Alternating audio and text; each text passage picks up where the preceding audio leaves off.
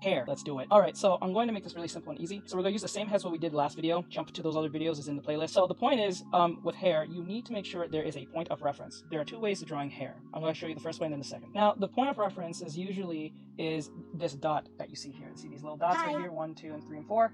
The point of the dot is to give you a sense of direction of where the hair is coming from. It just doesn't go everywhere. It goes from a certain point. So like it goes down, straight down the head, as you can see, 9 times out of 10. So all you need to do is just make sure each lock is drawn in chunks. It has to be drawn in chunks. Don't draw them in line by line by line. Now, if you're doing chicken scratching, it's going to make things a little bit more difficult, but if you're okay with that, that's perfectly fine. So anyway, we're going to just jump to it right now. So this is how you do it. So what I'm going to do for number 1 here is this. I'm going to make the hair chunky and going back to this dot as I made it. It doesn't have to be perfect right away. You can always figure out the silhouette of the hair a little bit later, which I will talk about a little bit later. That's how you make the hair. You make sure that all the locks go back to this particular point. If you do that, then it makes it a lot easier, because a lot of you try to draw hair with like this and just randomly and goes everywhere, and then once it goes everywhere, you don't know where it's going, and then it's just ridiculous, and you kind of got Goku's hair. It's like controlled chaos or something. So we do it with this one from front end, and then we're going to do the side. It's the same thing. We're going to follow the same way.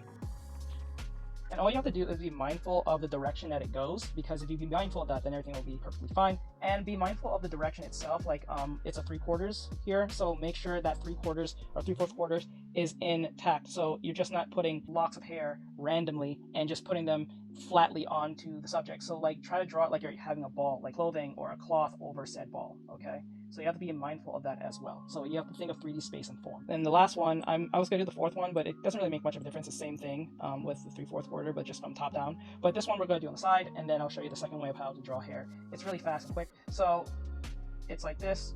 Be mindful of the hair, and then we will make sense of it all. Remember, this is the point of reference, so everything goes back there as it falls away from it. So go back to that point of reference and everything will be fine, and just be mindful of that and draw in chunks. Now, it's not perfect, not how I drew this hair, but I'm just saying as in reference. Make sure when you're drawing the hair, it is 100% cleaned up and it's going back to the point of reference, okay? I'm going to clean this up and just show you guys real quick, and then we will jump to that point. Now we got our hair together, we cleaned up everything. So I decided to make a part 2 to the next video that's coming up in a couple of days or so look out for that video about the lasso tool. I wanted these videos to be short, to the point, and easy to digest for all, so it's not overwhelming or a lot, and they're just going to be like 1 minute to 3 minutes long at max. So with that said, I hope you guys enjoy this, whatever you're seeing this from.